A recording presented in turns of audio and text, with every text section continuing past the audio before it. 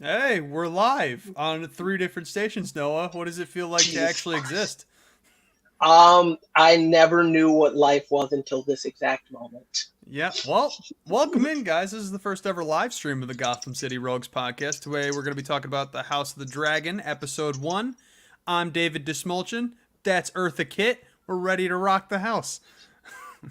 Now, Meow. meow. Hey, look at that. See, no one knew that one. I didn't have to run that one by him, and it's great. That's a stupid joke, and we're gonna continue to do it every single time. So if you guys have a problem with it, skip 30 seconds. I mean, I don't know what to tell you. But we're here to talk about House of the Dragon, which crashed HBO. So people are liking it. I would say. I think everyone's just trying to capitalize on the excitement and the drama and like all the craziness that was Game of Thrones. Noah, I think you're going to be a fun one to have for the show because you're not a Thrones guy. How dare I'm you? not. I'm not. I'm not at all. I read the first two books. I watched, I think, the first two seasons, and I got through it. I got through those episodes. I can't say without a doubt that I had a good time doing it. I Did you get can't to say see that the it Red was. Wedding? Did you get to Yes, see yes, I that? did. Okay, I didn't remember Yes. if that was season 2 or 3, but I had seen it nice. because my roommates love Game of Thrones, so I would like sit with them sometimes and like they're like, "Are you gonna get spoiled?" I'm like, I don't care. Don't care. I don't. I saw the final fight. I saw bits of like the last season. It all just washed over me. Well, to let you in on the drama, I'm sure you've heard about it, but George R. R. Martin was not very present for the last season of Game of Thrones, and it was Yes. kind of obvious. Everything was rushed. The actors had pretty much gotten too big for the role in a way, at least to the point where they could all get in the same thing or on the same time, you know what I mean? So Yeah. they just got too famous and got jobs elsewhere. So it kind of sucks, but we are getting our first ever spinoff. And I was excited to watch this first episode, House of the Dragon. George R. R. Martin has a book called Fire and Blood, which are the words of the House Targaryen. And this is kind of what that's based off of. So another George R. R. Martin, very heavily involved. So should be pretty satisfactory to the hardcore fanboys out there. You said Now, words. I understand all of what you said. I know the name George R. R. Martin. hey, Yeah. look at that. Noah's on it. Noah's on his game right now. So, I mean, I guess I don't know if we really want to start with you Trash and Thrones, but let's do it anyway. Why don't you like Game of Thrones? So here's the thing. I understand great storytelling. I understand great acting. And going in, that's what I'm pretty much going to be critiquing in a positive sense. But the fandom and the backlash that comes with, I think it's fantasy in general for me that I always have this hardest time getting into. It's why I've never watched any of the, all the way through any of the Lord of the Rings. Um, it the fandom has made it feel like it is not a place for people of color, so I can never get into it. And it wasn't until really that felt really strong with the guy who is playing one of the The Targaryens here Carrion's in. husband. Yes. Well, I mean, I can totally understand where you're coming from. I will say, in Game of Thrones, there are some very impressive Black Kings. Like shout out to Grey Worm. Shout out to oh man, Nathan. Oh man, what is her name? It doesn't matter. She's dope. The handmaiden of Daenerys. It's kind of offensive to call her that, but that's what she played, and she's also a woman of color, and she's a badass too. So there's a couple of them, but I can definitely see where you're coming from. And the fandom is a bit different than the actual, like I guess, cast of characters. So I can see where you're coming from. Fantasy's always been a little bit hard for me too, which is a little bit surprising. Game of Thrones, I avoided it forever because of the fanboys, and I'm not trying to trash anyone that's listening in right now, because I am one of you now, one of us. All right, peace and love, brothers. But at first, I was just like, you guys, this is overwhelming. How much you're telling me to watch this show, and you're like, you got to get on it. You got to get on it. And I'm like, I intentionally avoided it because I didn't want to deal with people like that. But then I sucked it up. I got HBO. I watched it, and I was like, I'm never gonna have free time in my life ever again because I loved the show.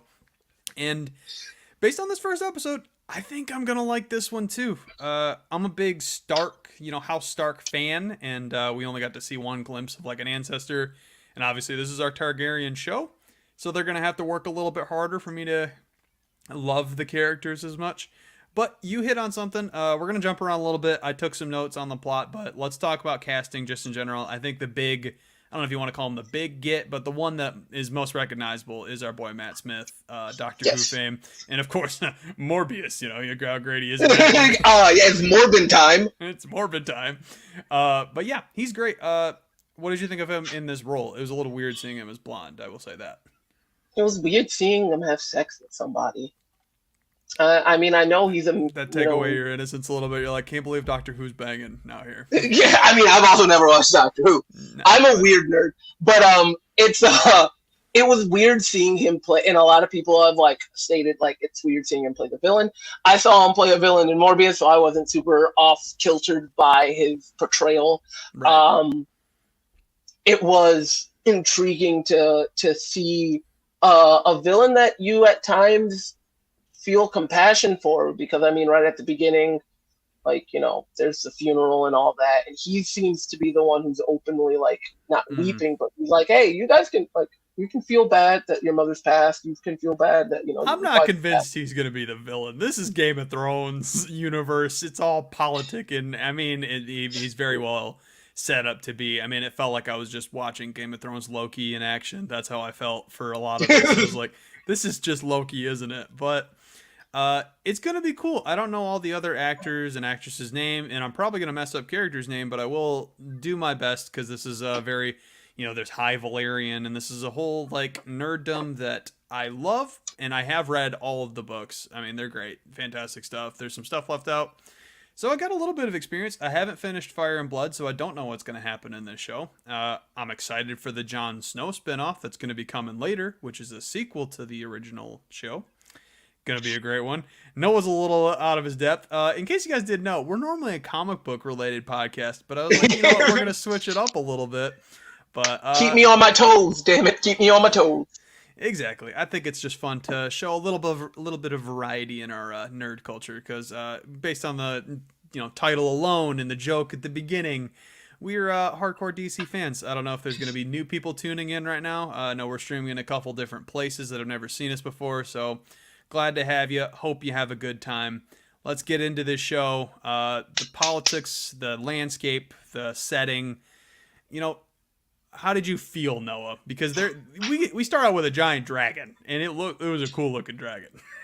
Oh yeah, I can tell. Like, it's like what Sandman. Like, they're using the money that they put into this very, very well.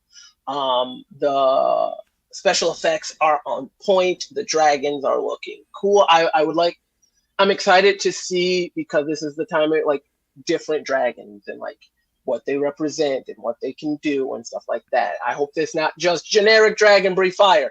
I hope that we get some really cool, intriguing mythos to a dragon. I think we're going to. That was one thing in Game of Thrones, that she starts off with the eggs. The eggs eventually hatch. A couple of the dragons die. Then you got like a weird Ice King controlled dragon in the last season, and it was a lot. There wasn't a whole lot of dragon lore, but I think it's because they were already extinct within the Game of Thrones universe, because this takes place a couple hundred years or a few hundred years before. 200, yeah. So the dragons are still very, very much prevalent in the storyline. We're going to kind of see the relationship between the Targaryens and the dragons outside of just Daenerys from Game of Thrones. Rhaenyra seems to be that she's going to be one of the main characters. She seems to be very, at least connected with them, and I'm excited to see the relationship between her and the dragons, or the family and the dragons, just kind of get fleshed out. Because I like at the beginning, where right off the top, he's like, you know what? Nothing can beat us except us, and I loved that they kicked off the show like that. How did you feel? Yeah, I mean, they started off with the council, right? And that I think that was for me, a person who barely like I know how important the council is and stuff like that. So the fact that it started off that way for anyone who was going into it like you or other Game of Thrones fan, that's probably like a really nice like oh look, they started from something we like recognize, and then Got the like hand of the if I king. was going in right, if I was going in completely blind, I would be like, why the hell is this so goddamn important? Yeah, they're in charge. They're in King's Landing. It's interesting to not see the Baratheons in charge of King's Landing because that's basically who had control for a majority. But really, it was the Lannisters. But I mean, technically, Targaryen or Baratheons, excuse me. It's a little messed up. The Targaryens very much still incestual. There was a couple of semi creepy moments where I'm like, please, Matt Smith, don't sleep with your niece. I don't want you to. I understand that's what your family does, but please don't. So I guess we're gonna see how that develops. I don't think that they're gonna cross that line quite so early. But let's jump into it just from the top. I put starts off with a sick dragon intro. Rhaenyra Targaryen, daughter of the king. She's riding in, showing confidence, jumping off. It's interesting that the dragons kind of choose to stick around. They have like guards on them all the time, which is kind of cool. I don't know if that's protecting the dragon or keeping the dragon around. I don't know what their purpose is quite yet, and we're gonna find out. King's Landing looks cool as ever. I like how they hit on some of the not so shiny and wonderful things. It was like dark and gritty.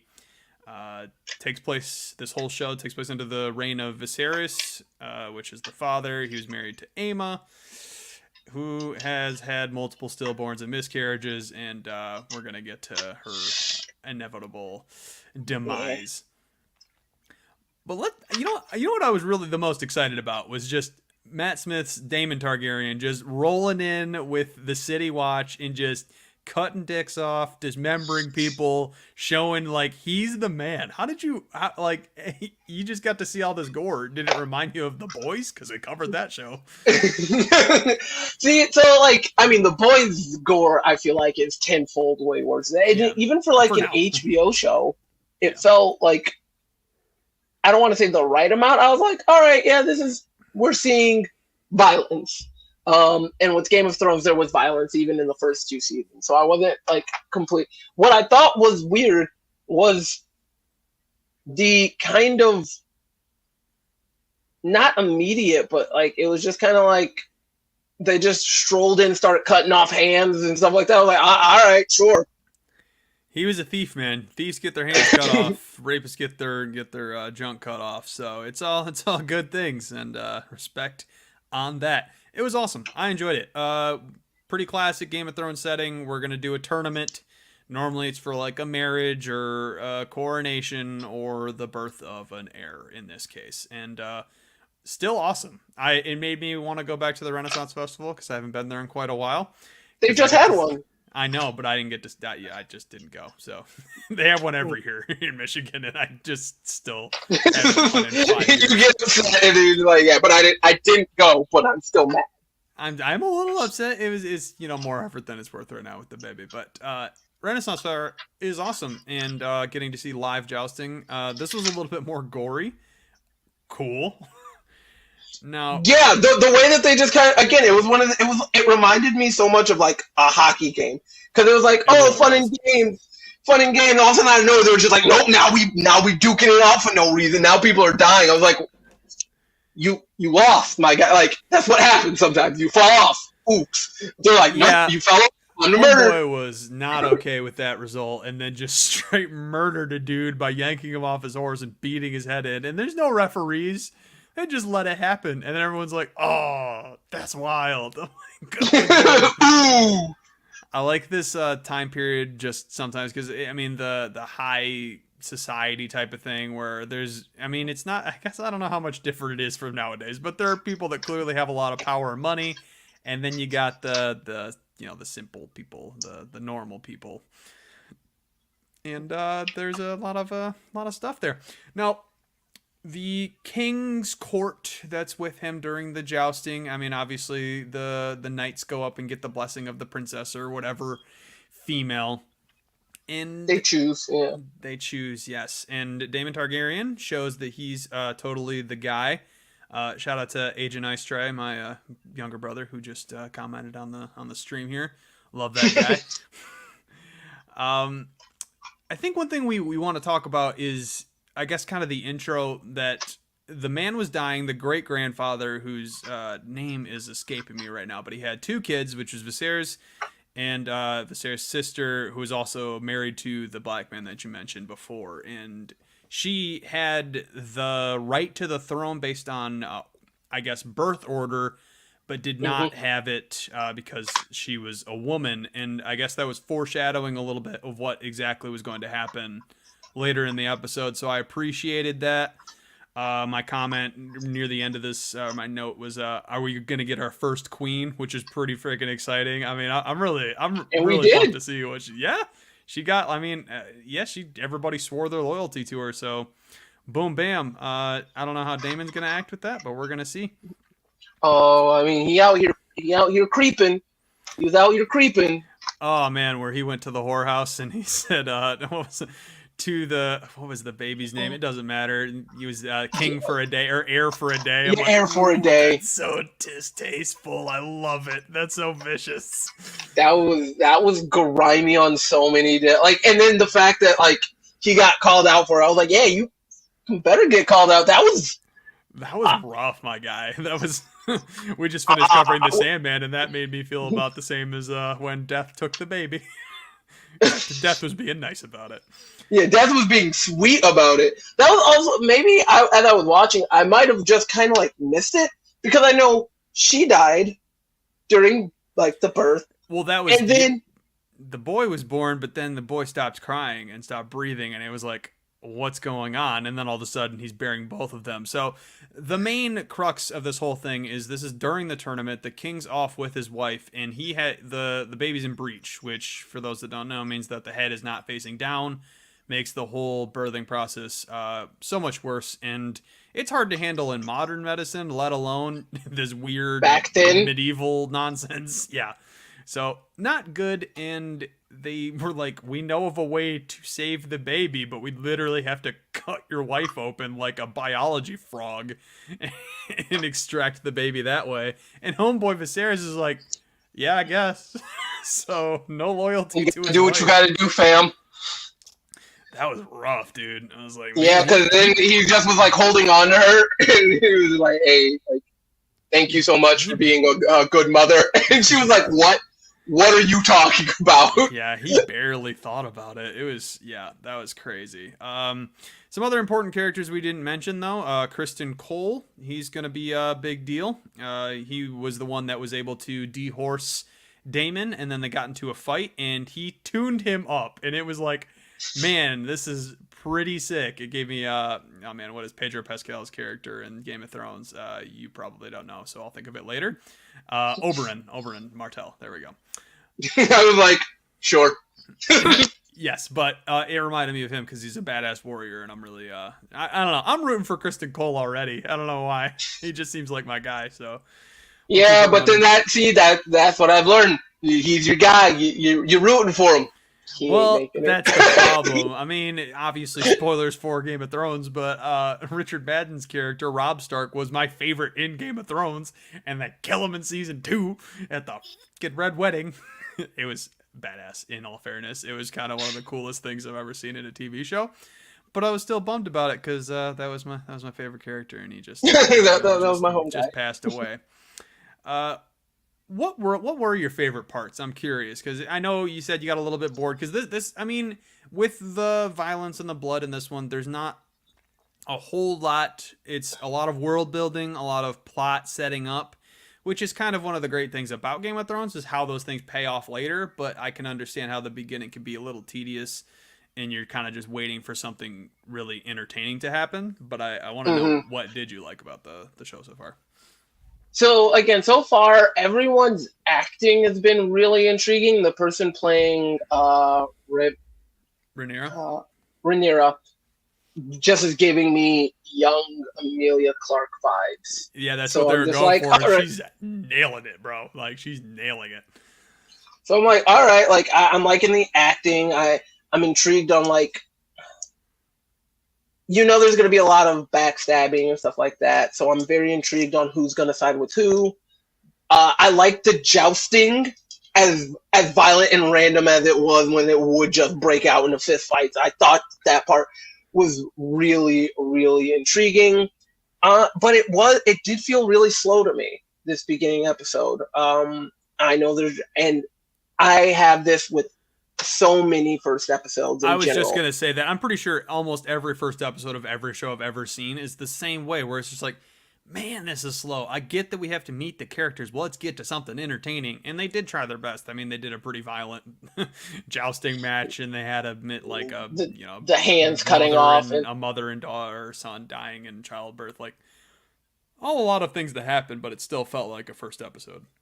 Yeah. So it felt like a first episode, but that's not completely deterring me. Like, we'll see. Like, who knows? Maybe after like episode 2 or 3, I'll be like, yo,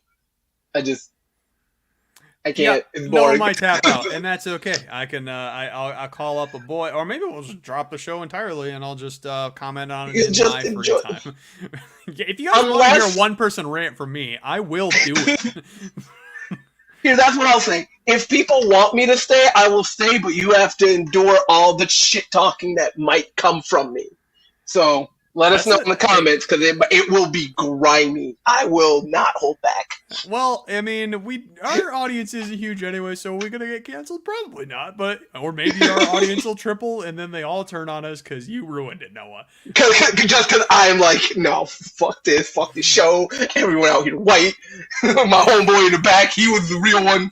He was being a real one, and he's got some he's got some cute kids with some interesting hair. I thought that was so weird that the two black babies they had gray dreads. They had the gray dreads. I really enjoyed just what I will say is people were like upset that he was cast, and like George R. R. Martin was a huge part in like the casting process and everything with that.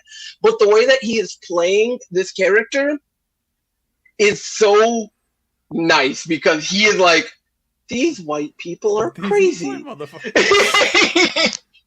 he is very he does not want to be there, and it's so funny because, as I was saying, the fandom is that kind of toxicity where like, I don't want to be here right now, but he's stuck. So I hope he makes it through. I hope his kids make it through. Like, with a show like this, you gotta wish for the kids' safety too. That's one of the best parts of watching Game of Thrones and things in this universe. Is just like, any episode, someone could die, and you just kind of have to deal with it. And I'm actually excited that I didn't, because I did start Fire and Blood, but for some reason or the other, I never finished it. So I don't know what's going to happen within this show. And I think I'm going to keep it that way and then listen to the book at a different point. But a couple other characters, or at least, there's the Hand of the King, whose first name I don't remember, but he's Sir Hightower, and his daughter Alicent Hightower. Yes. She's the best friend, it seems, of Rhaenyra, and they seem to be really good, getting along pretty well. It's giving me pretty similar to Sansa and dickhead Baratheon. Boy, no, the worst Joffrey. Joffrey? Yeah, it gave me like those vibes, because he seems like he might be okay, like they might be friends. Obviously, they were trying to court each other, and then he's the worst. But I guess their relationship, because the second that the politics turn against either of the fathers, then all of a sudden they can't be friends anymore. So that's going to be something I'm sure they're going to harp on plenty this season. Is yes, they're friends because they're in the same court, but it was even proven in this episode, and I thought it was disgusting. And I don't think the king hooked up with the very young girl. No, I don't think so either. Because I mean, he's still mourning. Yeah, he's still mourning, but the fact that her dad's like, "Hey, wear your mother's dress, go comfort the king," I'm like, "You're skeevy. I hope you die first." I hope you don't make it. I hope Daemon comes in and cuts your nuts off, dude. Like, yeah, when that scene happened, I was like, "Oh, that's." Yeah, like I don't like where you're going with this, and it was one of those sad, like horrible things that I was like, "That's sadly the time." Like that was just a thing that would happen, and the girls had to be okay. Like it I mean, sucked. yeah, It fucking it's sucked, gross. but It's a gross age gap, but at the same time, you were considered a woman earlier in those times, so it's just like it's disgusting, but yeah, it's something that happened during this fake time period. So let's hope that he doesn't ever end up hooking up with her. Because good no. guy Viserys, you can't even call him a good guy though, because he did just murder his wife to save his son, and then his son died too. So But yeah, and it's one of those things where like she was like they made it very clear she was going to die regardless.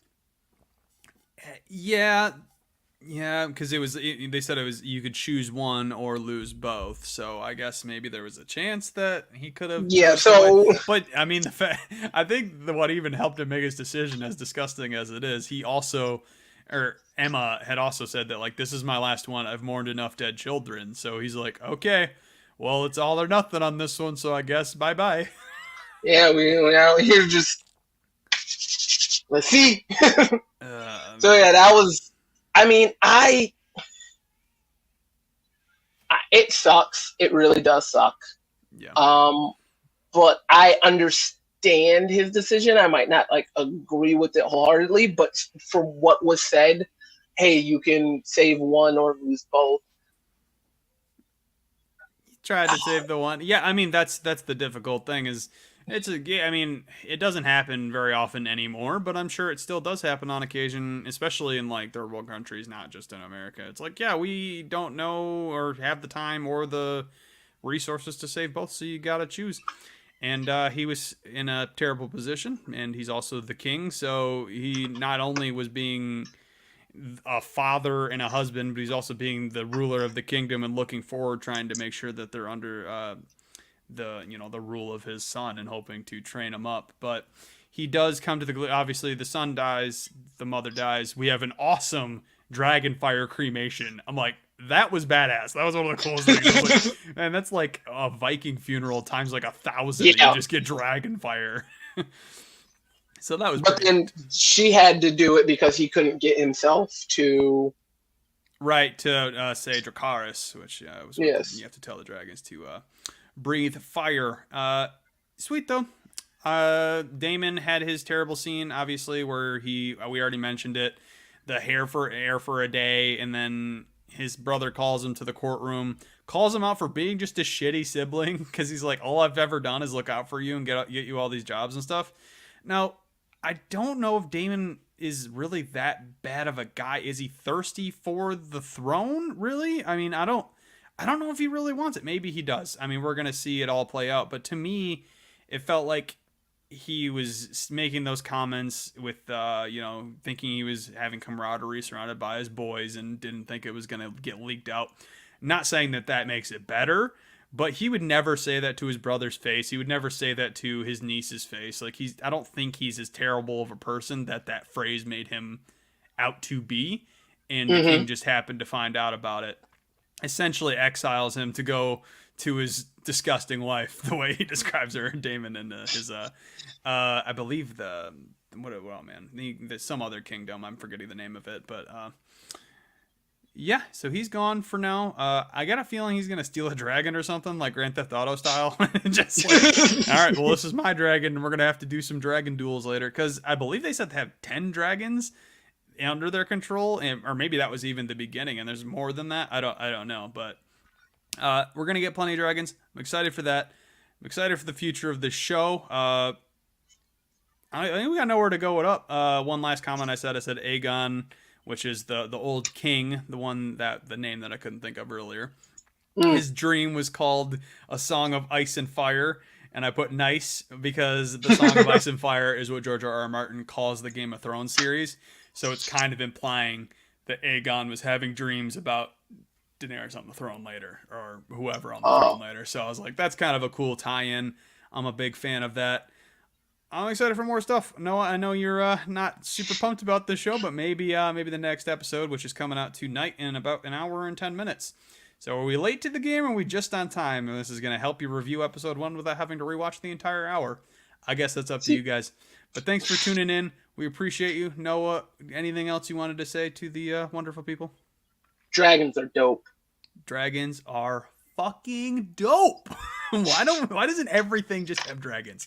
No, that's great. House of the Dragon shout out HBO. I love you guys. Thank you for the, I'll expect my check in the mail for how nice we're talking about you. But outside of that. I expect my death threats in the mail, HBO Max, for how shitty I'm talking about your show. You didn't shit on it that heavily this episode. I think that's coming in future episodes if you don't like what you see. I guess don't cancel Noah. He's allowed to have an opinion too. We appreciate him for coming out here and watching this dope show. Thank you to the audience, and I love you. Have a good day.